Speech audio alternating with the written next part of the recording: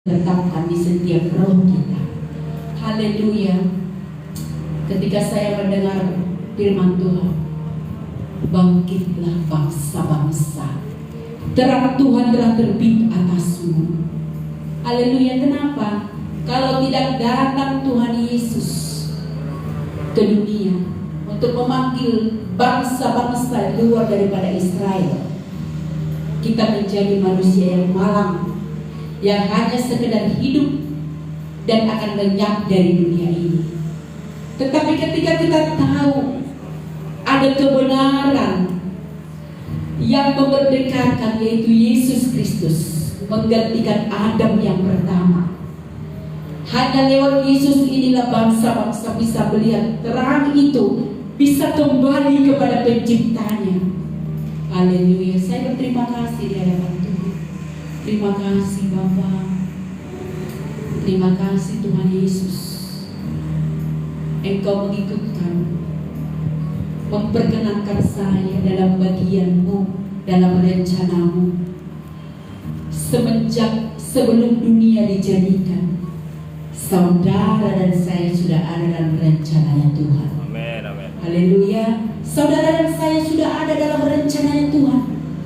Bukan hanya sekedar kebetulan terjadi menjadi manusia dan hidup berkeluarga, lalu tua, lalu lenyap dari bumi. Tidak saudaraku. Haleluya. Bapa sudah mengenal kita. Haleluya. Dia memanggil. Dia punya tujuan masing-masing kepada kita. Mari kita sadari ini. Ketika kita menyadari ini, kita akan berlaku berbeda. Kita akan bertindak berbeda. Kita tidak akan menjadi biasa-biasa di dalam hidup ini. Sekalipun mungkin orang melihat kita menjadi manusia biasa, tetapi sungguh di mata Tuhan dan di roh kita ada sesuatu kegerakan. Haleluya, yang Tuhan kerjakan. Haleluya. Yesus, Kaulah juru selamatku. Yesus, Kaulah juru selamatku. Kuakui Kau Tuhan bagiku. Kau terang pada saat gelapku. Kau pintu bagi setiap jalan. Kau pintu bagi setiap jalan. Terima kasih Bapak yang baik. Terima kasih Tuhan Yesus. Kami bersyukur Bapak kami boleh datang menghadap hadirat pada siang ini Tuhan. Ya Bapak. Untuk menyembah Tuhan, untuk menikmati hadirat-Mu Bapak, dan untuk mendengarkan firman-Mu Bapak. Sebentar kami mau belajar firman-Mu, berfirmanlah Tuhan, berarti hamba-Mu, berarti kami juga yang mendengar. Kami sama-sama dibangun, dikuatkan dan dihiburkan. Terima kasih Bapak yang baik. Kita semua yang siap menyambut firman Tuhan sama-sama kita katakan Amin. Haleluya, haleluya. Shalom. Shalom. Kita bertemu kembali di ibadah kita. Puji Tuhan. Kalau kita diberkati Tuhan, ya, kita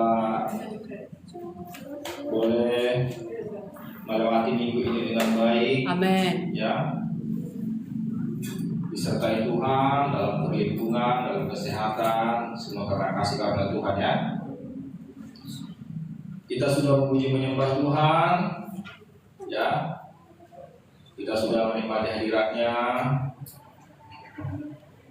Sekarang kita masuk kepada firman Tuhan, oke? Firman Tuhan kita ambil dari Wahyu pasal 2. Wahyu pasal 2 kita belajar. Minggu lalu kita sudah belajar tentang khotbah Yesus di bukit ya. Tapi semalam belum selesai. Tapi kita lanjutkan lain kali aja tentang khotbah Yesus di bukit ya. Sekarang kita belajar tentang jemaat-jemaat Tuhan ya. Haleluya. Yohanes pasal 2, Wahyu pasal 2. Di situ Tuhan berfirman kepada jemaat-jemaat ya. dari Wahyu pasal 1. Di sana dikatakan ada 7 jemaat, ya. Tapi yang mau kita bahas di sini di salah satu jemaat, yaitu jemaat yang pertama, ya. Jemaat yang pertama, ya putusan saya. Jemaat yang pertama yaitu jemaat Efesus, ya. Ada 7 jemaat, ya, ada 7 jemaat. Sebagai pembukaan, kita buka dulu di Wahyu pasal 1-nya sebagai pembukaannya, supaya kita tahu bahwa sebenarnya ada 7 jemaat, ya. Ada 7 jemaat. Di Wahyu pasal 1, di ayat 17, ya. Dari ayat 16 lah, ayat 16. Buka saya Wahyu pasal 1 ayat 16. Iya. Tepat. Sini Kak, biar membaca di kasus. Di ayat, saya baca aja ya. Di ayat 16, dan di tangan kanannya ia memegang 7 bintang, ya. Ada 7 bintang, dan dari mulutnya keluar segala pedang tajam bermata 2 dan wajahnya bersinar sebagaikan matahari terik.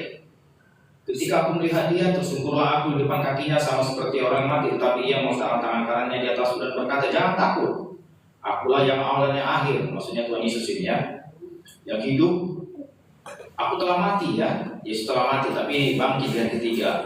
Namun lihatlah, aku hidup sampai selama-lamanya, dan aku memegang segala kunci maut dan kerajaan maut, ya. Itu Tuhan Yesus.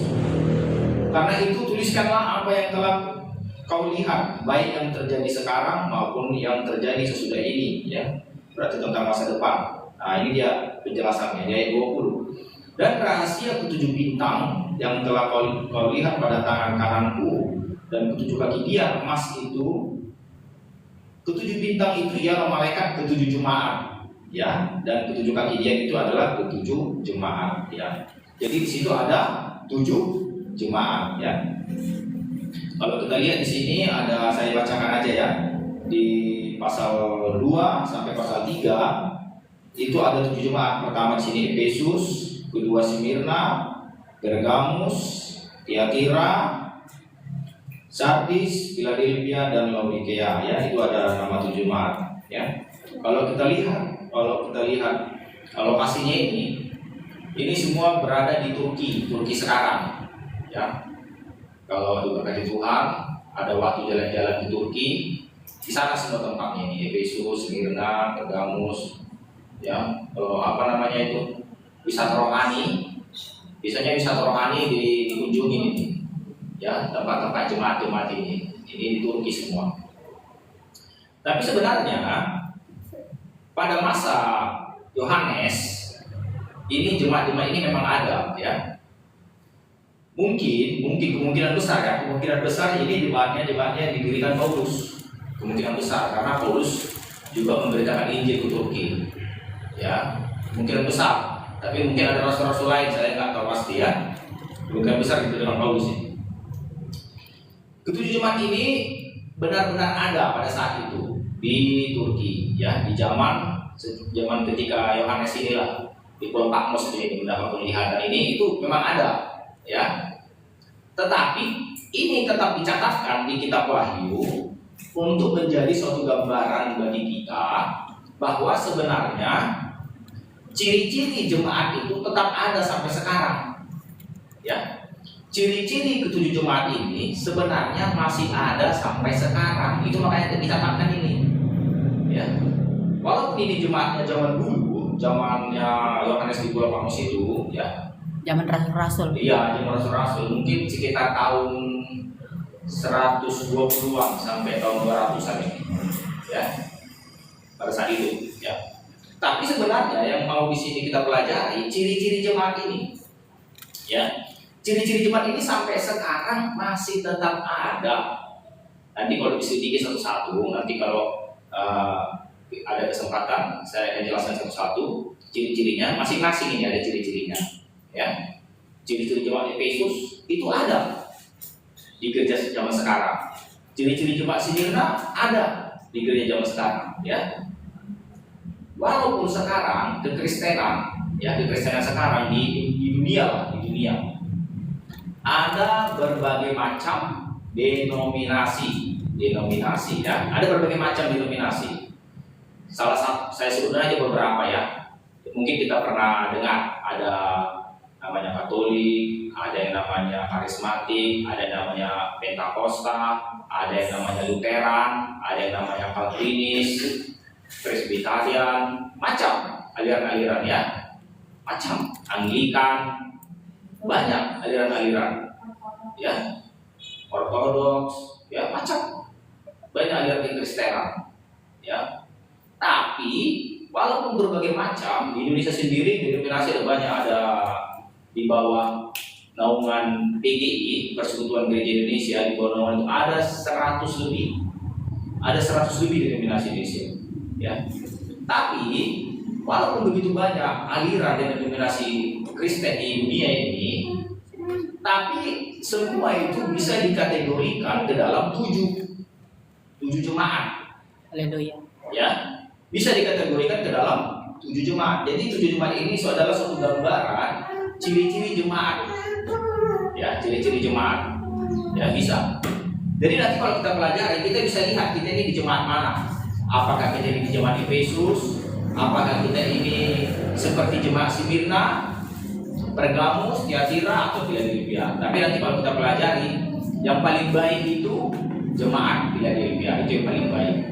Yang lain-lainnya ditegur Tuhan, ada teguran.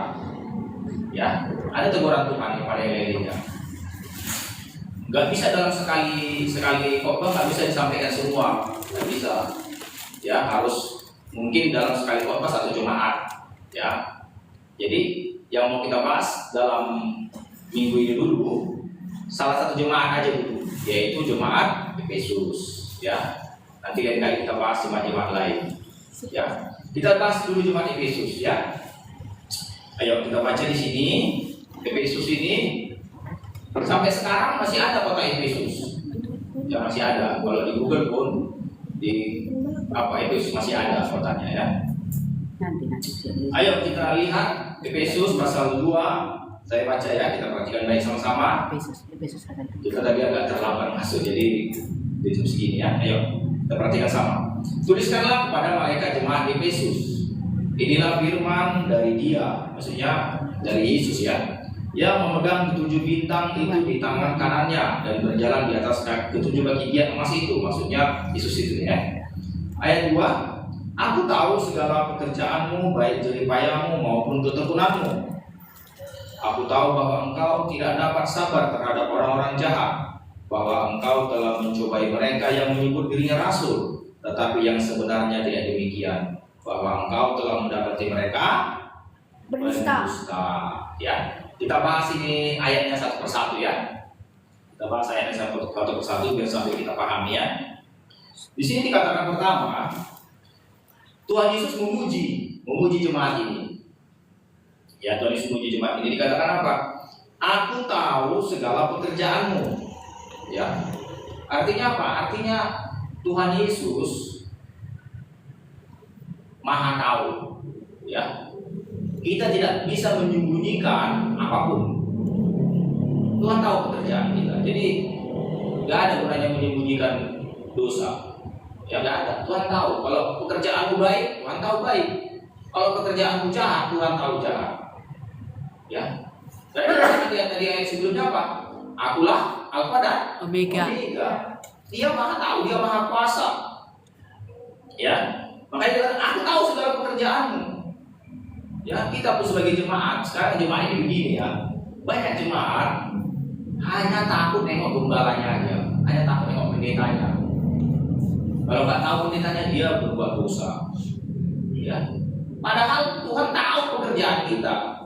Tadi katakan di sini, aku tahu segala pekerjaanmu. Segala arti segala itu yang baik pun tahu, yang jahat pun tahu, yang tersembunyi pun tahu. Ya, tersembunyi pun tahu. Jadi kita nggak ada gunanya sembunyi-sembunyi. Banyak orang sembunyi-sembunyi, nggak tahu istrinya, sembunyi-sembunyi, nggak tahu suaminya, ya kan? Makanya nggak ada gunanya sembunyi-sembunyi. Tuhan tahu, ya nggak ada gunanya sembunyi-sembunyi. Jadi jujur-jujur aja di hidup ini, jangan bohong-bohong. Ya, kalau ditanya istrinya dari mana tadi, ya jawab jujur, jangan jawab yang aneh-aneh. Ya, Jawab dengan jujur. Kenapa? Karena Tuhan tahu. Ya, Tuhan tahu. Tuhan tahu. Aku tahu segala pekerjaan, katanya. Ya. Jadi apapun pekerjaan kita, nggak bisa kita sembunyikan di depan Tuhan. Jadi daripada kita nanti dihakimi, lebih bagus sekarang diakui. Amsal katakan, orang yang mengakui kesalahannya dikasihani, ya, dikasih karunia. Kita akui, jangan kita sembunyikan kesalahan-kesalahan kita. Kita itu Tuhan tahu segala pekerjaan kita. Dan di Efesus dikatakan, aku tahu segala pekerjaanmu, baik jeripayahmu maupun ketekunan-Mu. Bayangkan ini. Setiap jeripayah kita kepada Tuhan, Tuhan tahu. Setiap ketekunan kita kepada Tuhan, Tuhan tahu. Tuhan perhitungkan. Jangan katakan Tuhan gak lihat ketekunanmu, Tuhan gak perhatikan jeripayahmu. Apapun jeripayahmu kepada Tuhan, Tuhan perhitungkan. Ya, Tuhan perhitungkan jeripayahmu. Ya, tidak ada yang tidak Tuhan perhitungkan. Itu dicatat Tuhan itu. Kalau kita memberi sesuatu kepada hamba Tuhan, dicatat. Ya, kita menolong orang lain, dicatat. Ya, apapun perbuatanmu, ya dicatat Tuhan. Itu ada upahnya nanti. Ya, tidak ada yang tidak dicatat Tuhan. Bahkan dikatakan di satu ayat lain di di Lukas malam kita bahas, apa yang diukurkan kepadamu Akan diukurkan apa yang kau ukurkan akan diukurkan kepadamu. Artinya kau berbuat yang baik, pasti Tuhan akan membalas yang baik. Itu, ya. Kenapa? Karena Tuhan tahu, katakan di sini, aku tahu segala ketekunanmu dan jeripayahmu. Maksudnya ini kan jeripayah sama Tuhan maksudnya. Ya, tahu. Apapun perbuatan untuk Tuhan, Tuhan perhitungkan. Ya, apapun itu, Tuhan tahu. Tuhan akan balas, Tuhan akan catat. Ya. Tidak ada perbuatanmu yang sia-sia. Tidak ada perbuatan kita yang sia-sia. Coba kita buka di 1 Korintus 15. 1 Korintus 15. Jangan dicatat. Tidak ada perbuatanmu yang sia-sia. 1 Korintus 15. Ayo, saya dicatat. Tidak ada perbuatan kita yang sia-sia. 1 Korintus 15.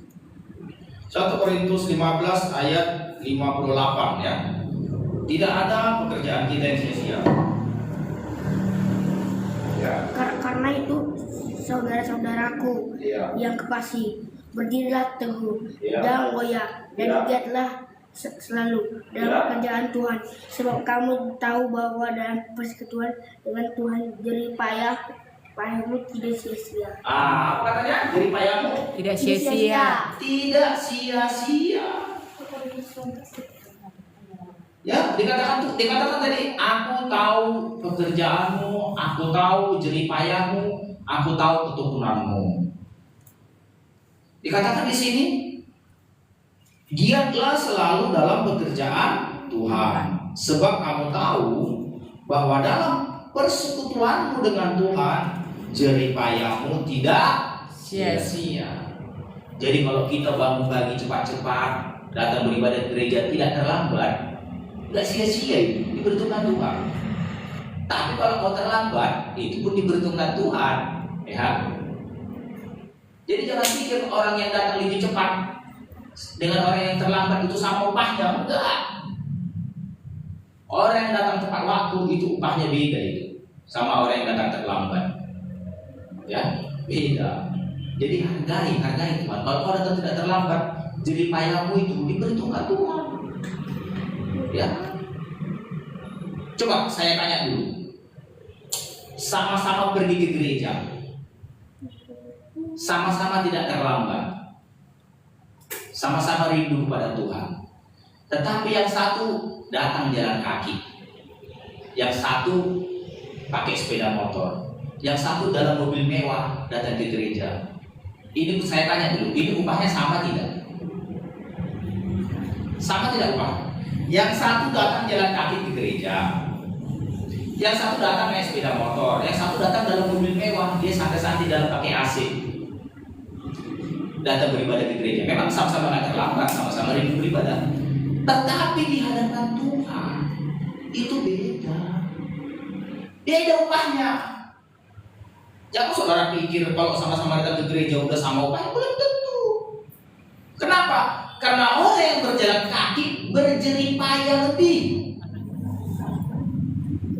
Ya, orang yang berjalan kaki itu berjerih payah lebih. Dia bisa saja beralasan, nggak ada keretaku. Bisa saja beralasan, tapi itu tidak jadi alasan kepada dia. Dia mau berjerih payah. Itu namanya jerih payah.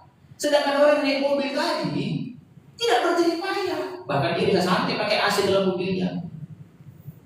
Ya, orang naik kereta bisa lah. Mungkin ada sepeda motornya, ada lah. Apanya? Tetapi orang yang berjalan kaki ke gereja demi berjumpa dengan Tuhan tidak sama upahnya. Tidak sama. Hamba Tuhan yang melayani di gedung-gedung mewah dengan hamba Tuhan yang melayani di pedesaan, saudara pikir sama upahnya? Tidak sama. Haleluya. Tuhan tahu siapa yang lebih berjerih payah. Makanya dikatakan jerih payahmu tidak sia-sia. Tidak sama. Hamba-hamba Tuhan yang di pedalaman-pedalaman, jalan kaki, naik gunung, turun gunung, ya, ke lembah, ke mana, ya, yang dilayani pun orang-orang miskin. Hamba Tuhan yang melayani orang-orang kaya, dia datang naik mobil mewah, diantar pakai mobil, itu beda upahnya. Jangan pikir sama. Pulang-pulang dapat PK. Iya, beda. Beda itu. Tuhan tahu, ya. Tuhan, saudara pikir Tuhan itu nggak maha bijaksana? Dia maha bijaksana. Dia menciptakan semua alam semesta ini. Mana mungkin sama dibikinnya hal-hal demikian? Nggak mungkin. Kita aja manusia tahu membedakan siapa yang berjerih payah. Apalagi dia. Jerih payahmu diperhitungkan Tuhan, ya. Jadi jangan takut berjerih payah untuk Tuhan. Dikatakan jerih payahmu tidak Sia-sia. tidak sia-sia. Inilah yang dipuji Tuhan dari jemaat Efesus. Jemaat Efesus berjerih payah untuk Tuhan. Ya, berjerih payah. Aku tahu pekerjaanmu melayani Tuhan. Aku tahu jerih payahmu dan aku tahu ketekunanmu. Tekun dia. Tekun melayani Tuhan. Tekun melayani Tuhan. Itu pujiannya. Nanti kita pelajari nanti. Apalagi pujian Tuhan untuk orang Efesus, untuk jemaat Efesus. Tapi nanti ada tegurannya, ada teguran. Yang ada pujian, ada teguran. Nggak hanya ditegur, dipuji juga. Ya. Ayo kita lihat kembali.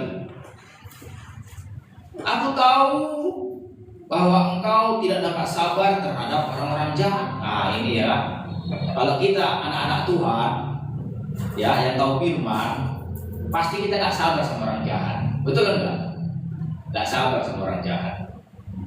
Ya, gembala kita terdahulu, ya, dia nggak sabar nih orang jahat, marah-marah terus, ya. Tapi marah-marahnya bukan karena dia suka marah, sebenarnya dia karena nggak sabar. Dia nggak sabar nengok jemaat itu bermain-main, nggak sabar dia. Sampai ini jemaat ini begitu, nggak sabar melihat orang-orang jahat. Artinya orang jahat ini kenapa nggak bertobat-tobat, kan gitu. Ya, itu sebenarnya karena cintanya kepada kebenaran, cinta melihat orang-orang semua jadi orang benar. Tapi tetap dilihat orang jahat di mana-mana. Nggak sabar, kan dikatakan di sini. Aku tahu bahwa engkau tidak sabar terhadap orang-orang jahat. Ya, berarti nggak sabar berarti apa? Masih suka marah. Ya, masih suka marah. Lawan kata sabar kan? Kalau kita pemarah. Kalau kita sabar berarti tidak mudah marah. Ya, orang Efesus juga gini, nggak sabar sama orang-orang jahat. Dia masih benci, ya, masih berarti masih kurang kasihnya kepada orang-orang jahat. Nggak sabar dia, suka marah masih. Ya, itu kata Tuhan. Kita lanjutkan lagi. Tidak sabar terhadap orang-orang jahat. Dikatakan selanjutnya bahwa engkau telah mencobai mereka yang menyebut dirinya rasul, tetapi yang sebenarnya tidak demikian. Bahwa engkau telah mendapati mereka berdusta. Artinya apa? Orang-orang Efesus ini orang-orang yang tahu firman. Orang-orang yang tahu firman. Kalau orang ini nggak tahu firman, mana mungkin dia tahu membedakan rasul palsu? Ya. Karena tahu firman-Nya orang-orang Efesus, maka dia mengerti mana rasul palsu. Karena rasul palsu tadi didapati mereka pendusta. Zaman sekarang, ya ini susahnya ya. Zaman sekarang orang agak sulit membedakan rasul asli sama rasul palsu. Arti rasul itu pengajar, ya pengajar, bisa juga mengkhotbah, bisa juga pendeta, bisa juga. Ya, hati-hati kita sekarang. Ya, banyak rasul-rasul palsu berkeliaran. Ya, saya di sini terus terang ya, terus terang. Saya berani mempertanggungjawabkan di sini. Saya terus terang. Saksi Jehovah itu didirikan rasul palsu. Mormon didirikan rasul palsu. Apa lagi? Ajaran-ajaran apa? Ya, itu rasul palsu yang membuat. Advent itu rasul palsu. Hati-hati, itu rasul palsu. Ya. Kalau saudara pelajari nanti ajaran mereka bertentangan dengan Alkitab, hati-hati. Itu yang dipuji Tuhan di jemaat Efesus. Ya, rasul palsu. Saksi Jehovah itu rasul palsu. Mendapati mereka pendusta. Kenapa pendusta? Pendusta menurut Alkitab mereka yang menolak bahwa Yesus adalah Tuhan dan Juru Selamat, bahwa karya penebusannya tidak cukup, harus ditambahi dengan apa perbuatan. Penebusan Yesus, ya, tidak perlu penebus apa keselamatan kita, tidak perlu ditambahi perbuatan kita, tidak perlu. Hanya darah Yesus yang menyelamatkan kita. Kita berbuat kebenaran bukan supaya kita selamat, bukan, tetapi untuk menunjukkan rasa kasih, rasa syukur kita sudah diselamatkan. Itu jangan salah paham. Itu ada ajaran-ajaran itu. Saudara-saudara pelajari nanti. Ya, saya pun begitu berpikir. Keselamatan kita bukan karena perbuatan kita. Keselamatan kita karena perbuatan Yesus, karena pengorbanannya di kayu salib, karena darahnya tercurah. Ya, perbuatan kita melakukan kebenaran bukan untuk keselamatan, bukan untuk supaya kita selamat. Amen. Tapi menunjukkan kasih. Tanda terima kasih. Iya, kasih. Kenapa? Firman Tuhan berkata, jika kamu mengasihi aku, maka kamu menuruti Perintahku. Iya, bukan kamu supaya selamat turuti perintahku, bukan begitu. Jangan dibalik-balik dengan Tuhan. Memang seperti mirip. Kan begitu kan? Jika kamu mengasihi aku, maka kamu menuruti Segala perintahku. Itu Yohanes 4:16. Bukan dikatakan jika kamu menuruti perintahku, maka kamu ke surga. Bukan begitu, bukan. Ya, kita melakukan perintah Tuhan karena kita mengasihi Dia. Ya, karena kita mengasihi Dia dalam firman Tuhan. Kita diselamatkan oleh darahnya, bukan karena perbuatan kita. Ya, jangan salah paham. Ajaran di luar dari itu ajaran rasul palsu. Ya. Ajaran itu kalau saudara pelajari itu nggak ada, saudara temukan di Katolik, nggak ada. Saya dulu dari Katolik nggak ada itu. Ya. Mereka merasa perbuatan yang menyelamatkan. Ajaran-ajaran lain juga. Ya. Semua ajaran agama di dunia ini kayak gitu rata-rata. Perbuatan yang menyelamatkannya. Kita enggak. Yang menyelamatkan kita darah Yesus. Kalau kita berbuat benar untuk mengasihi Yesus, bukan untuk supaya ke surga, bukan. Beda pahamnya. Mirip tapi beda. Pengertiannya. Jadi begini. Jadi kalau kita ke surga nanti, kau tidak membanggakan perbuatanmu. Amen. Ya. Kalau kau bisa ke surga, kau tidak membanggakan. Enggak. Kenapa? Karena kebanggaanmu darah Yesus. Perbuatanmu itu menunjukkan kasihmu. Karena dikatakan jika kamu mengasihi aku, kamu menuruti perintahku. Itu aja ya. Ya. Kasih Yesus. Kalau kita kasih Yesus, kita turuti perintahnya. Ya. Jadi kita hati-hati ajaran rasul-rasul palsu ini. Ya. Jadi ini salah satu yang dipuji Yesus kepada orang Efesus. Orang Efesus, di mana Efesus tahu ajaran-ajaran palsu. Karena rasul-rasul palsu tahu dia membedakan. Dan dikatakan di sini, tetapi yang sebenarnya tidak demikian, bahwa engkau telah mendapati mereka pendusta. Ini penting, kita jangan tertipu sama rasul-rasul palsu ya. Keselamatan kita oleh darah Yesus. Percaya, hanya darah Yesus yang menyelamatkan. Perbuatanmu tidak menyelamatkan. Ya. Perbuatan kita menunjukkan kasih. Semakin kau mengasihi Yesus, semakin banyak kau lakukan firman Tuhan. Itu dia, ya. Bukan supaya kita ke surga. Kita sudah jadi warga surga, sudah. Karena kita sudah ditebus, kita sudah menjadi miliknya. Kita sudah jadi miliknya. Roma 5 ayat 8 masih tidak dikatakan itu. Ya. Barang siapa milik Kristus, ayo kita buka dulu ya. Kita sudah milik Kristus kita. Jadi kita bukan, jadi jangan salah paham, kita sudah milik Kristus.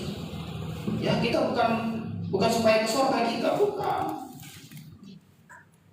Roma 8. Ya. Roma 8 ayat 9. Roma 8 ayat 9, coba seorang baca itu. Roma 8 ayat 9. Iya. Tetapi kamu tidak hidup dalam daging, melainkan dalam roh. Iya. Jika memang roh Tuhan diam di dalam kamu, tapi jika orang tidak memiliki roh Kristus, dia bukan milik Kristus. Iya. Kita sudah milik Kristus, roh Kristus sudah ada dalam diri kita. Ya, jadi kita milik Kristus. Kewargaan kita di surga, di ayat lain dikatakan di Filipi itu. Kewargaan kita di surga, kita warga surga. Ya. Jadi kita mengasihi Yesus bukan supaya ke surga, bukan. Kita sudah warga surga. Kita milik Kristus. Barang siapa memiliki Roh Kudus, dia sudah milik Kristus. Tapi kalau ada Roh Kudus, dia bukan milik Kristus. Ya. Kita hak milik. Di ayat lain dikatakan kita lah anak sulung. Anak sulung memiliki hak waris. Ya. Jadi kalau kita melakukan firman, kita bukan supaya ke surga, bukan. Kita sudah warga surga. Ya, banyak orang belum mengerti itu. Orang Kristen banyak belum mengerti. Kalau belum mengerti itu masih apa itu ya, masih unsur palsu yang mengajari. Ya. Kalau yang benar itu ini, kita warga surga. Jadi jangan ragu lagi sama keselamatanmu. Yang penting kasihi Tuhan Yesus. Kalau engkau mengasihiku, kau menuruti perintahku, itu aja. Kasihilah Tuhan Yesus dengan segenap jiwamu, dengan segenap kekuatanmu, dengan segenap akal budimu. Kasih ya, Tuhan hanya minta kita sudah ditebus. Jadi kalau ajaran lain daripada itu ajaran rasul palsu. Ya, jadi kita mengerti, jangan salah paham. Ya, jangan salah paham. Kita sudah selamat.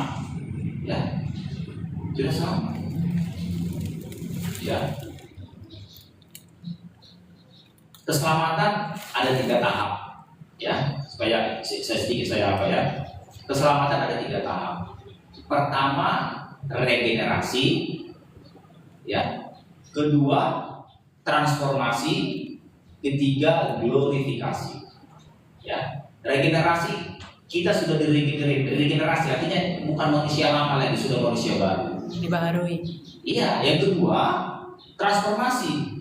Kita diubahkan, dibaharui pikiran kita. Ya. Pikiran kita yang perlu dibaharui, itu yang sekarang kita kerjakan. Itu sekarang kita transformasi. Sampai nanti akhirnya kepada glorifikasi, diangkat kepada kemuliaan anak. Ya. Jadi sekarang kita sudah di tahap transformasi, merubah kita, merubah pola-pola pikir lama, kita rubah itu, tinggalkan sifat-sifat lama, ya. Kita dalam tahap itu sekarang, ya, sampai nanti kita dimuliakan menjadi anak, ya itu. Tapi sebenarnya kita sudah diselamatkan, sudah diregenerasi, kita sudah diselamatkan kita. Itu yang penting kita pahami ya. Karena kalau kita nggak paham nanti, sedang kita berpikir kita masih takut aja, kita takut. Nggak selamat, aku nggak selamat. Jangan salah, kita selalu diselamatkan. Hanya saja kita harus mau tetap dibentuk. Itu mau dibentuk, mau diubah. Kalau nggak mau dibentuk itu yang susah. Ya, itu yang susah. Kalau nggak mau dibentuk, ya itu yang susah. Itu yang berbahaya kalau nggak mau dibentuk. Kalau nggak mau dibentuk, ya ujung-ujungnya baca firman Tuhan jadi dipotong, dibuang. Ya, itu kata firman. Jadi hati-hati. Ya, hati-hati kalau kita nggak mau dibentuk, bisa dipotong dan dibuang. Kita lanjutkan lagi ayat ini ya. Tetapi yang sebenarnya tidak demikian, bahwa engkau telah mendapati mereka pendusta. Ayat 3 sekarang, ayat 3, perhatikan baik. Dan engkau tetap sabar dan menderita oleh karena namaku, dan engkau tidak mengenal lelah. Wah, banyak kali pujiannya ya. Pujiannya kepada jemaat Efesus ini. Dikatakan juga Efesus ini rupanya sabar menderita. Dan engkau tetap sabar dan menderita oleh karena namaku. Bayangkan, mereka rela menanggung penghinaan, ejekan, aniaya karena nama Yesus. Yang biasa, jemaat Efesus belum tentu banyak jemaat seperti ini. Banyak jemaat, ya, ada berita sedikit, wah, langsung melutar kembali ke dunia. Sungkau. Ya, banyak gitu. Tapi jemaat Efesus dipuji karena mereka tahan menderita demi nama Tuhan. Dikatakan di sini, dan engkau tetap sabar dan menderita oleh karena namaku. Berarti dengan kata lain, demi mempertahankan kebenaran, mereka menderita. Mungkin karena dapat suatu firman, mereka menderita, mereka diejek, ya, mereka difitnah, dijauhi, dikucilkan, ya. Ternyata jemaat Efesus tahan menderita. Ya. Ini suatu hal yang apa nih? Yang baik. Ya. Bahkan dikatakan engkau tidak mengenal lelah. Ya. Artinya begini. Jemaat Efesus ini, ya, tidak mundur dalam tantangan apapun. Tidak mundur. Tidak mengenal lelah. Tidak mengenal lelah itu artinya mereka tidak hitung-hitungan tenaganya untuk Tuhan. Ya, mereka tidak hitung-hitungan. Tidak mau mundur, tetap mau maju. Ya, tetap mau maju. Mereka tetap beribadah, apapun tantangan tetap beribadah. Tidak mengenal lelah. Banyak orang, ya, kalau lagi lelah, lagi capek, pasti malas beribadah, pasti malas. Saya juga alami itu. Ya, kalau udah lelah kita dari luar bekerja, besoklah berdoa itu lagi capek, kan gitu kan? Besoklah beribadah, lagi capek, lagi lelah. Tapi aneh, jemaat Efesus dikatakan tidak mengenal lelah. Bahkan dikatakan, ya, tahan menderita, ya, tetap maju, tetap kuat dalam Tuhan. Ini suatu pujian yang banyak kepada jemaat Efesus, banyak pujiannya kepada jemaat Efesus. Ya, tidak mengenal lelah.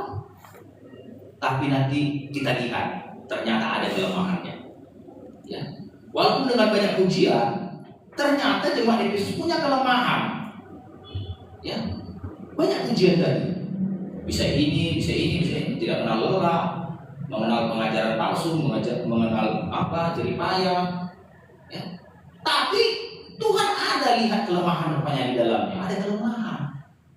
Ini yang mau kita lihat di diri kita. Adakah kelemahan ini di diri kita? Ini mau kita perbaiki. Kalau ada kelemahan ini di diri kita, berarti kita termasuklah jemaat Efesus. Makanya saya katakan tadi, ketujuh jemaat ini gambaran jemaat zaman sekarang. Kalau ada itu di dalam jemaat dalam sekarang, dialah salah satu anggota dari jemaat Efesus. Begitu. Ya, kita lihat ayat selanjutnya apa dikatakan kelemahannya. Demikian firman Tuhan. Namun demikian, aku mencela engkau, karena engkau telah meninggalkan kasihmu yang semula. Ini dia. Ya. Namun demikian, aku mencela engkau. Mencela itu maksudnya, ya, tidak berkenan Tuhan. Tidak berkenan, mencela. Namun aku mencela engkau. Ya, tidak berkenan Tuhan, tidak berkenan. Walaupun tadi kau punya kesabaran, tahan menderita, tidak lelah, berjerih payah untuk Tuhan, ya, banyak. Tapi hal-hal tadi itu semua bisa dikesampingkan karena satu hal ini. Bayangkan, memang dipuji Tuhan, tapi karena satu hal ini yang tadi jadi kayak terabaikan, ya, yang tadi seperti kayak terabaikan, karena dikatakan nanti di ayat selanjutnya, ayat 5 yang saya baca, sebab itu ingatlah betapa dalamnya engkau telah jatuh. Waduh, ini sangat ngeri. Kenapa saya bilang sangat ngeri? Kalau dibilang betapa dalamnya,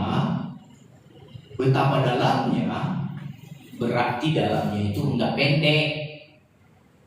Ya, coba begini, saya ambil ilustrasi. Kalau saya lihat ada suatu sumur, saya bilang betapa dalamnya sumur ini. Mungkin enggak dalamnya sumur itu hanya 2 meter? Tidak. Atau hanya dalamnya 3 meter? Ya. Kalau dikatakan betapa dalamnya sumur ini, berarti kedalamannya itu benar-benar dalam. Nggak mungkin hanya dalamnya 10 meter, ya, kalau atau 5 meter, nggak mungkin. Tapi kalau dibilang betapa dalamnya, berarti kedalaman itu udah jauh. Ya, kita harus hati-hati membaca firman Tuhan. Kalau dibilang betapa dalamnya, berarti dalam itu sudah benar-benar dalam. Ya. Tapi yang aneh, perhatikan baik. Yang aneh, jemaat ini masih merasa bekerja untuk Tuhan. Bayangkan, jemaat ini masih merasa bekerja untuk Tuhan, masih merasa berjerih lelah untuk Tuhan, masih merasa menderita untuk Tuhan, masih merasa bertekun dalam Tuhan, masih merasa semua.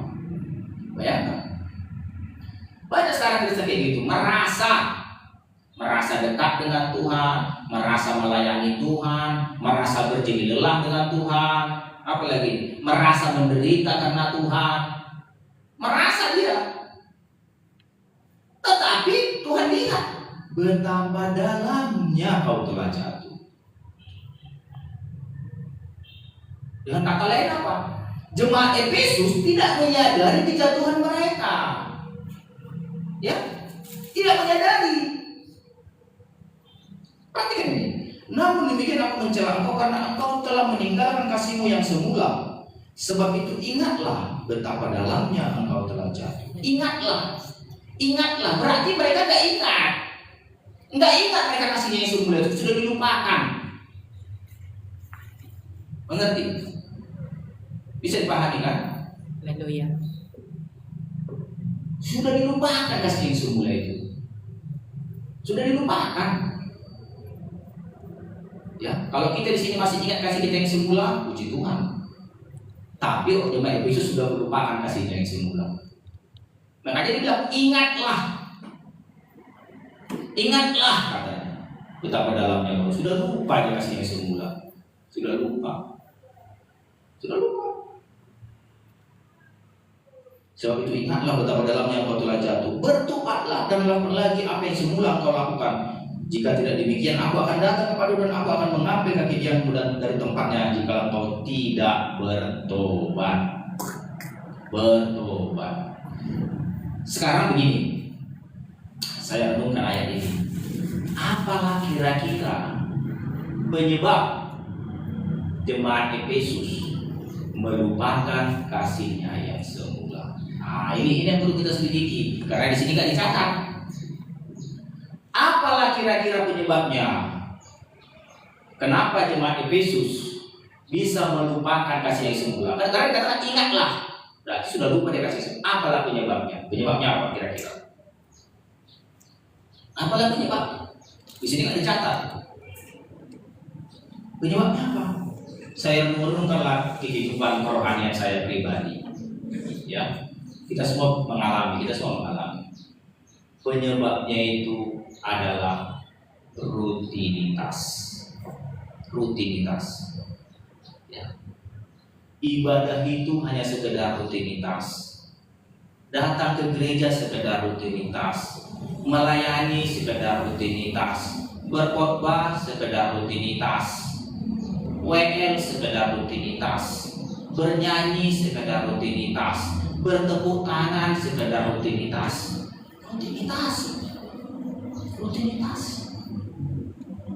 Ya, rutinitas.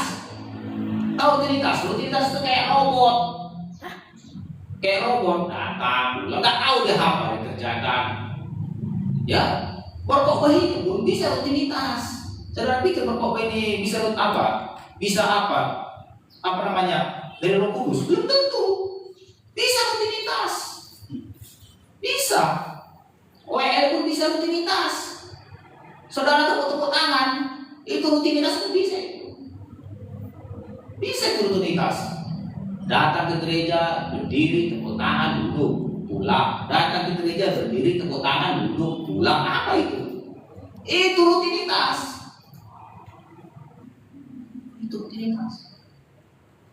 Tidak ada lagi api. Tidak lagi ada lagi apinya. Apinya nggak ada lagi. Api semangat, api kasih itu nggak ada lagi. Cintanya. Iya, nggak ada lagi apinya. Saudara bisa lihat orang tepuk tangan gak ada apinya, gak ada semangat, bisa kan? Bisa. Ya pokok pun bisa, WL pun bisa, gak ada. Orang bisa lihat gak ada apinya, gak ada semangat Roh Kudus, gak ada urapan Roh Kudus, rutinitas. Ya, datang beribadah rutinitas. Yang penting ya dilihat gembala itu hadir, isi absen istilahnya, isi absen. Supaya dibilang aku rajin ke gereja. Dan itu namanya isi absen. Gak ada api, gak ada kasih yang mula-mula itu gak ada lagi. Makanya dibilang ingatlah betapa dalam engkau telah jatuh. Kenapa? Karena semua pekerjaan yang dikerjakan jemaat Efesus itu sudah rutinitas. Sudah rutinitas. Gak ada api, gak ada semangat untuk cinta Tuhan. Gak ada semangatnya. Gak ada. Itu bisa kita alami, saya juga mengalami. Saya mengalami. Kenapa saya pilih tadi khotbahnya ini? Karena saya rasakan sepertinya semangat itu hilang. Mana semangat itu? Ya kan gitu. Saya pikir-pikir kemana Tuhan? Ya, saya ada dengar dari seorang ya yang ada pernah dibaptis di sini. Dibilang kayak gini, baru dibaptis dia semangat. Baru beberapa bulan dibilang ya, nggak tahu kemana hilang katanya. Aku juga nggak tahu di mana hilang semangatku katanya. Ya saya sudah sebut namanya. Dikatakannya begitu sama istri saya, dibilang, nggak tahu lah kemana hilang semangatku katanya. Semenjak itu nggak pernah lagi datang beribadah. Ya, semenjak itu nggak pernah lagi datang beribadah. Langsung jelas, langsung ditunjukkan warnanya. Hilang semangatnya, nggak pernah lagi datang ibadah. Kalau jemaat Efesus tetap datang ibadah, tapi rutinitas. Ya. Jadi perhatikan dirimu, jangan kita datang ibadah rutinitas. Ya. Api itu di mana? Cari api itu lagi. Cari api itu lagi, cari kasih itu lagi di mana? Ya, cari. Kalau nggak ada api itu, wah, kobarkanlah. Kalau apinya sudah apa namanya? Pelep-pelep. Iya, itu bahasa Batak. Bahasa Indonesia apa bahasa Indonesia? Sumbu yang pudar. Sumbu yang pudar. Redup. Ya. Kalau redup itu kurang minyak, iya kurang minyak. Itu ada minyaknya kurang itu. Kalau kompor atau apa atau apa. Kalau redup kompor itu minyaknya udah mau habis. Ya. Itu makanya nggak ada api, nggak ada semangat. Ya, rutinitas. Jadi kalau rutinitas nanti nggak ada apinya lagi, datang, pulang. Ya, di gereja ngapain? Tidur. Datang ke gereja tidur, ya, pulang. Perhatikan orang-orang yang tidur di gereja itu orang yang nggak ada apinya itu. Ya, Tuhanku. Ya, ada apinya itu. Coba ada apinya untuk Tuhan, nggak ada tidur di gereja itu. Ya, itu nggak ada minyaknya, kurang ya. Saya begini kayak begitu, ya, saya rasa kemana semangat begitu. Saya sudah malas berkhotbah. Saya bilang sama istri, udah lah ini aja disuruh bilang. Udah malas berkhotbah ini bilang. Yang ini aja disuruh. Ya, banyak itu Tuhan saya lewat firman ini. Haleluya. Itu Tuhan saya. karena ini jadi rutinitas. Ya, tidak ada semangat lagi, rutinitas saja. Rutinitas saja berkhotbah, rutinitas saja, rutinitas kita itu beribadah. Itu dicela Tuhan. Namun aku mencela engkau karena engkau meninggalkan kasihmu yang semula. Kalau saya dulu ya, ketika tahu firman, rasanya mau saya khotbahi semua orang. Iya. Mau saya khotbahi semua orang. Itulah api yang membakar dari dalam. Haleluya. Api yang membakar dari dalam, mau berkhotbah kepada semua orang. Ya, mau kemana-mana, mau pergi berkhotbah, mengajari orang, karena ada api yang membakar dari dalam. Semua harus disampaikan. Ya, di Yehezkiel atau Yeremia itu ada itu. Dia seperti api yang membakar di dalam, adanya kepada Yeremia siapa itu. Ya, harus disampaikan. Itu dia. Jadi kalau kita kurang semangat, berarti api itu sudah kurang. Minyak itu udah mau habis. Makanya dikatakan jadilah gadis bijaksana, jangan jadi gadis bodoh. Minyaknya habis. Kalau gadis bijaksana, minyaknya ada. Minyakmu perhatikan. Ya, perhatikan minyakmu. Kalau minyakmu sedikit, lihatlah, pasti di gereja muat-muat kerjanya, muat-muat. Ya, muat sih, nggak ada minyaknya lagi. Ya, nah itu. Ya, nggak boleh. Pantang. Ya, jangan begitu. Kita harus semangat untuk Tuhan, semangat. Tepuk tangan untuk semangat. Semangat untuk Tuhan. Kenapa Tuhan celah? Tuhan celah. Aku mencela engkau karena kau mengasihi musuh semula. Sebab itu ingatlah betapa dalamnya engkau telah jatuh. Bertobatlah. Lakukan lagi apa yang semula kau lakukan. Lakukanlah seperti kasih mula itu, lakukanlah. Ya, masih hari Minggu, masih hari Rabu, rasanya sudah mau ke gereja ya kan? Masih 3 hari lagi di hari Minggu. Sampai salah hari. Dia salah hari, terus semangat mau ke gereja, semangat terus, semangat. Ya, semangat terus. Duluan sampai ke gereja. Ya, kasih mula-mula gitu kan? Siapa duluan sampai ke gereja kasih mula-mula? Ya, duluan sampai. Orang lain belum ada, kita duluan sampai. Haleluya. Ya, itulah lakukan kembali. Kan dikatakan lakukanlah kembali. Amin. Lakukanlah kembali. Ya.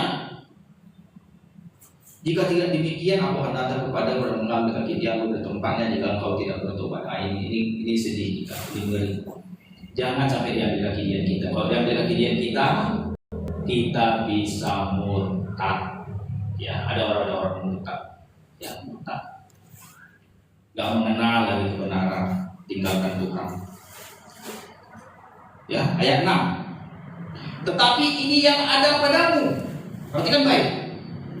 Tuhan puji sekali lagi. Ada pujian sekali lagi untuk Efesus. Perhatikan baik. Tetapi ini yang ada padamu, yaitu engkau membenci segala perbuatan pengikut-pengikut Nikolaus yang juga ku benci. Perhatikan, inilah pujian kepada orang Efesus. Orang Efesus benci kepada ajaran Nikolaus. Ya, tahu ajaran Nikolaus apa itu? Saya tadi baca di Google, nanti cek juga Google bisa. Cek, katakan begini, apa ajaran Nikolaus menurut kitab Wahyu itu? Nanti dijelaskan di sana. Tapi saya baca ajaran Nikolaus itu ajaran sinkretisme yang mencampurkan ajaran firman Tuhan dengan ajaran berhala. Ya, itu ajarannya, ya. Artinya membenci. Kalau kita sekarang di sini karena kita orang Batak, membenci adat istiadat yang berhala. Ya. Tuhan puji kita kalau kita membenci ajaran berhala, ajaran sinkretisme, ajaran yang mencampurkan firman Tuhan dengan ajaran-ajaran berhala. Tuhan puji kita. Ya. Tuhan puji kita. Tapi untuk menguatkan ayat ini, kita buka satu ayat. Dikatakan begini.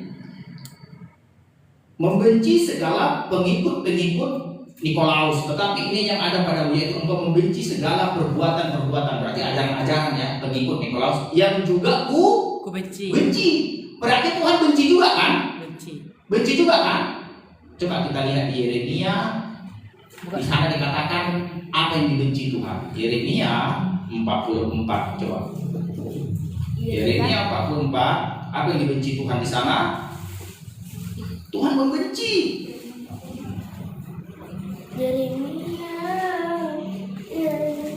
Yeremia 44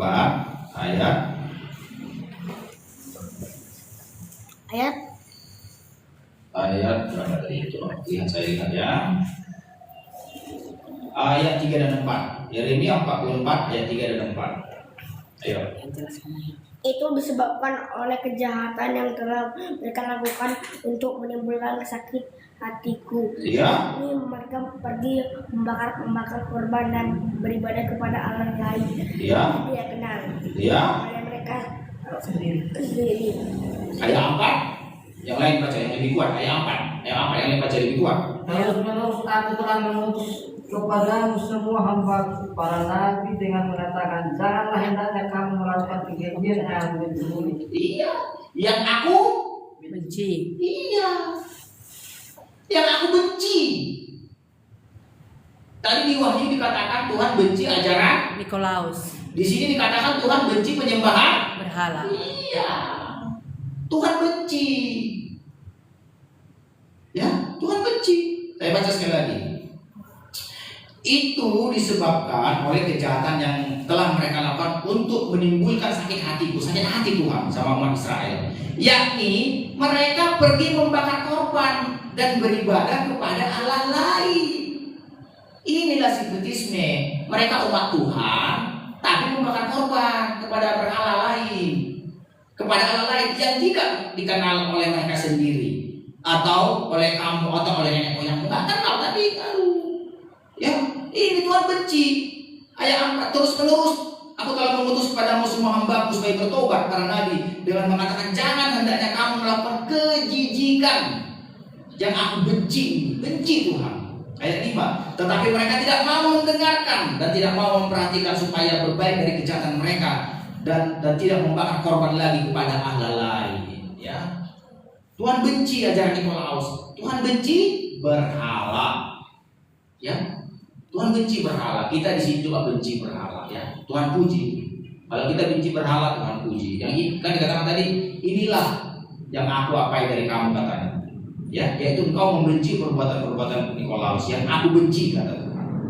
Ayat penutup. Saya baca ayat penutup. Siapa bertelinga hendaklah ia mendengar apa yang dikatakan Roh kepada jemaat-jemaat. Barang siapa menang, dia akan diberi makan dari pohon kehidupan yang ada di taman Firdaus Tuhan Elohim. Ya, perhatikan baik ayat ini. Siapa bertelinga hendaklah Mendengar. mendengar. Tahu artinya siapa bertelinga hendaklah mendengar? Ada yang bertelinga nggak mendengar? Ada. Ada? Ada. Ada. Yang tuli. Bukan tuli, pura-pura tuli. Pura-pura tuli. Dikatakan siapa bertelinga hendaklah mendengar. Artinya apa yang Tuhan berikan kepada kita difungsikan. Kalau Tuhan berikan kepada kita telinga, fungsikanlah itu. Fungsikan, itu maksudnya. Gunakanlah untuk mendengar. Artinya apa? Sudah kita dengar firman ini, kita fungsikan. Artinya apa? Kita kerjakan. Itu artinya siapa bertelinga hendaklah mendengar. Apa firman yang kita dengar hari ini, kerjakanlah. Itu maksudnya. Karena banyak orang yang mendengar firman tidak mengerjakan. Ya, kerjakanlah.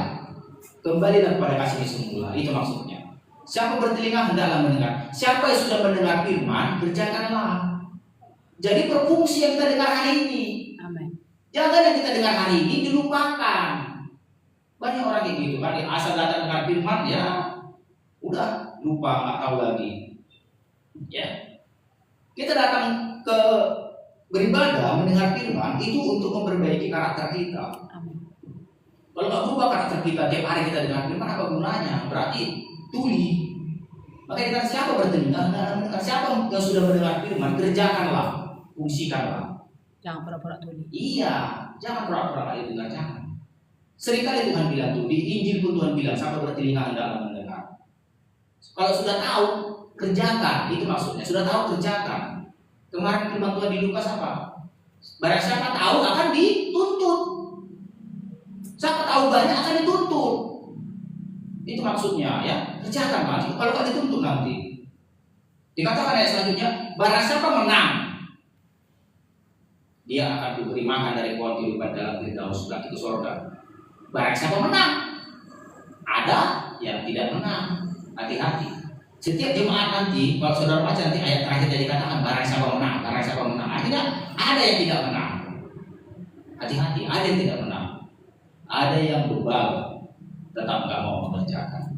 Ya, jadi gak ada sekali selamat tetap selamat. Ada yang tidak menang, ada yang murka, ada yang tidak berani mau mengerjakan. Mari kita berdoa. Terima kasih buat firman-Mu yang singkat ini Tuhan, yang mengajar kami agar kami kembali kepada kasih kami semula. Agar kami Tuhan mengisi minyak kami Tuhan menjadi bijaksana. Karena tanpa minyak maka kasih kami, api kasih kami menjadi redup.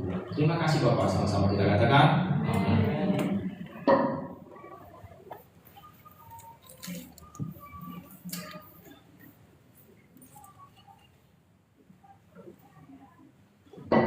Haleluya, shalom untuk kita semua. Haleluya. Terpuji nama Bapa di surga. Kalau kita ditegur oleh firman Tuhan, untuk saya lah firman Tuhan ini saudaraku, harus bisa kita berkata seperti itu. Saya yang sedang ditegur Tuhan pada siang hari. Amin, amin, amin. Amin. Haleluya. Makanya aku bilang tadi waktu pujian tadi itu, saya sedang ditegur Roh Kudus. Apapun yang sedang saya katakan, saya sedang menegur diri saya. Jadi pasti itu ya saudaraku. Mungkin tadi kita berkata apa itu salah satu kasih yang mula-mula, kecintaan kita kepada Tuhan. Haleluya. Berapa besar, berapa dalam cinta kita kepada Dia. Jadi kalau rutinitas, hal-hal lahiriah, hal-hal yang hanya bisa dilihat mata jasmani, hal-hal yang bisa hanya sebatas lihat manusia. Jadi kalau dulu saudaraku, waktu kasih mula-mula, ketika aku pulang gereja jalan kaki, mau semua orang yang di jalan itu khotbah. Semua orang yang di jalan itu kudoakan. Maaf satabihana, tukang-tukang beca asir aku. Memakai Tuhan, udah miskin di dunia, ke neraka pula lagi.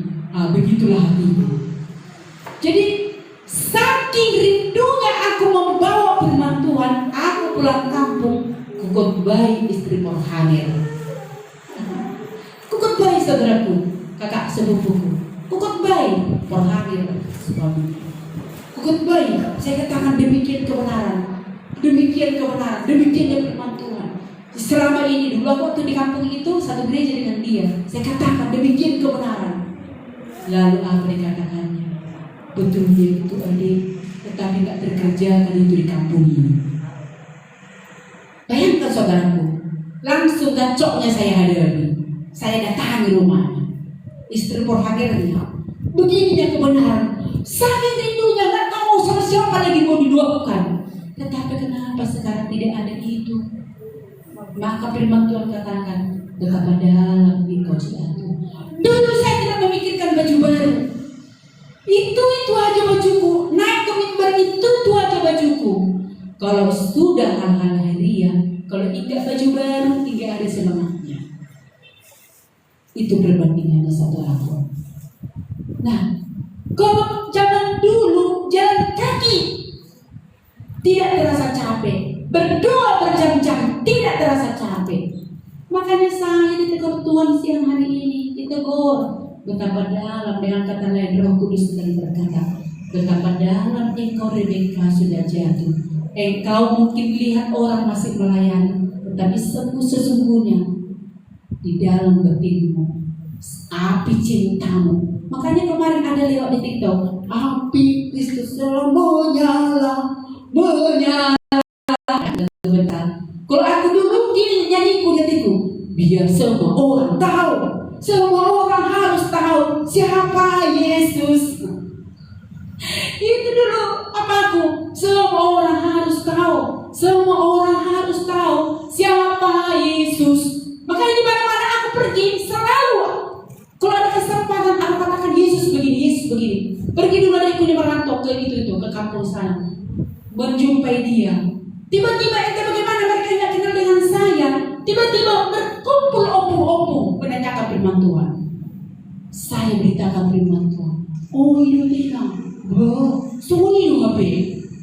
Nah, berkumpul apa-apa saudaraku. Lalu kenapa sekarang tidak ada lagi itu? Maka Tuhan katakan betapa dalam engkau telah jatuh. Api cinta kita kepada Tuhan. Dulu jujur saudaraku, gak ada aku memikirkan baju, gak ada aku memikirkan penampilan. Tetapi dengar, orang yang sudah jatuh, fokusnya adalah penampilan. Orang yang sudah cintanya tidak ada kepada Tuhan, fokusnya hanya terlihat. Bahkan dulu aku pernah bersosial, sebelum ke gereja 2 jam aku make up. Karena kenapa? Aku hanya memikirkan yang terlihat. Padahal dulu ketika aku cinta mula-mula tidak ada aku pakai bedak, tetapi aku bercahaya di hadapan Tuhan. Lalu siang hari ini datang kebenaran itu kembali. Betapa dalam engkau jatuh. Bangkitlah kita ya. Bangkitlah kita ya. Ayolah kita rayalah kembali cinta itu. Dari mana datangnya cinta itu saudaraku? Kembali berlutut di hadapan Tuhan. Berlutut berdoa kita. Kita minta, Tuhan, aku mau lagi api itu Tuhan. Aku mau kasih yang mula-mula itu kembali memenuhi diriku ini. Haleluya. Sama seperti tadi firman Tuhan supaya kita tahu perbedaannya. Kalau kita merasa karena perbuatan kita maka kita ke surga, tidak ada bedanya kita dengan agama seberang. Karena menurut mereka jalan yang lurus itu seperti rambut yang dibelah 7. Siapa yang sanggup? Siapa yang mampu berjalan di atas rambut dibelah 7? Tidak ada. Lalu kalau orang Kristen pun berkata, ayolah ke gereja ke surga. No, imanmu salah. Aku ke gereja karena aku ingin menunjukkan cintaku kepada Tuhan. Aku ingin menunjukkan ucapan syukurku kepada Tuhan. Jadi beda. Orang yang memberi persembahan supaya dia ke surga, samalah kita dengan agama lain. Jadi mulai hari ini kita harus paham, apapun yang kita perbuat, sebenarnya kalau dibilang membalas, nggak sanggup kita membalas cintanya Tuhan. Tetapi dengar baik-baik, ini satu rahasia. Saya pernah berteman dengan seorang yang kaya, bahkan apa saja bisa dibelinya. Tetapi dia pernah berkata seperti ini, sekalipun aku kaya, jangan kau pikir aku tidak pernah menilai orang miskin. Kalau dia tidak pernah memberi. Orang kaya saudaraku, orang kaya apa aja bisa dibeli. Apa aja bisa dibeli. Tetapi dia menilai, contohnya, kalau pisangnya kita bawa ke rumahnya, sesungguhnya tidak apa ininya itu. Tetapi dia bisa menilai, ini orang punya karakter. Apalagi Tuhan, dia memberi seluruh hidup kita. Haleluya, apapun sebenarnya yang kita beri kepada Tuhan, Tuhan tidak pandang itu, tetapi isi hati kita. Seperti dari situ aku dapat pelajaran saudaraku.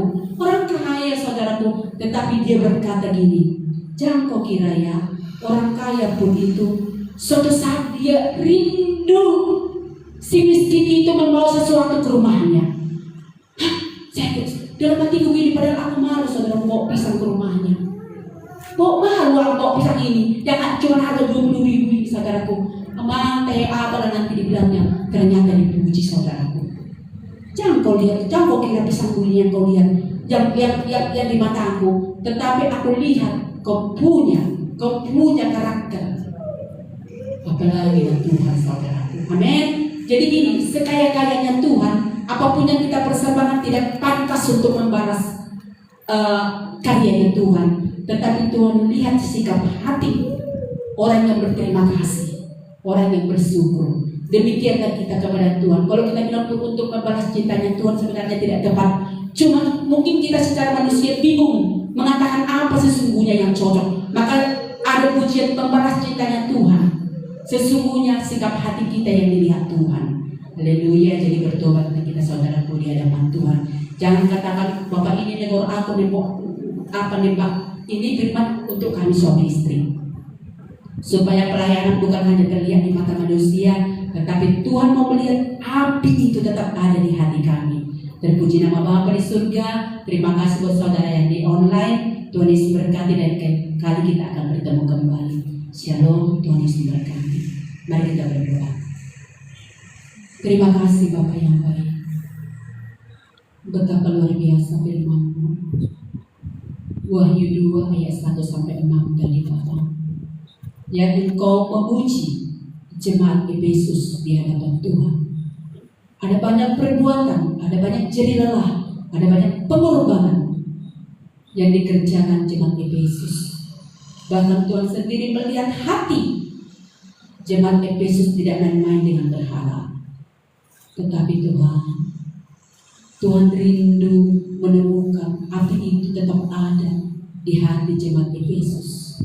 Sehingga apapun yang diperbuat, apapun bentuk pelayanan, bukan secara lahiriah yang hanya terlihat oleh mata jasmani saja, tetapi sungguh Tuhan melihat sikap hati yang benar-benar karena api cinta, karena kerinduan yang mendalam. Segala sesuatu itu kami lakukan untuk Tuhan, bukan karena supaya dilihat orang, bukan karena rutinitas. Apalah nanti kata orang kalau aku nggak melayani, apalah kata orang kalau aku tidak seperti ini. Bukan itu yang dilihat Tuhan.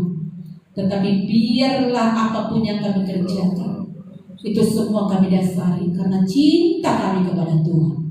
Terpuji nama Bapa di surga, berkatilah Bapa. Firman-Mu berkata, siapa bertelinga hendaklah mendengar. Siapa yang sudah mendengarkan firman, kerjakanlah itu. Bangkitlah kembali, kembalilah kepada kasih-Mu yang semula. Bapa Roh Kudus, mari kuatkan kami. Kami mengaku di hadapan Bapa, kami banyak kekurangan, kami sudah jatuh, sudah sangat dalam kata firman Tuhan. Mari Roh Kudus, mari Roh Kudus. Bahkan Engkau menghibur, siapa yang menang? Siapa yang menang akan Engkau berikan Bapa. Haleluya, suatu janji, suatu berkat di dalam jemaat Efesus. Berkati firman-Mu, berkati kami semua. Kami semua mendapat bagian yang sama, ditegur dengan hal yang sama, dan dihibur dengan hal yang sama. Terima kasih Bapa, terpuji nama-Mu. Berkati firman-Mu. Bapa, sebentar kami beri persembahan kami. Berkati tangan-tangan kami, berkati persembahan kami. Kuduskan Bapa, menjadi dupa yang harum, yang menyenangkan hati Bapa. Apapun yang kami persembahkan, seberapapun berkenanlah Engkau. Di dalam nama Tuhan Yesus, sama-sama kita katakan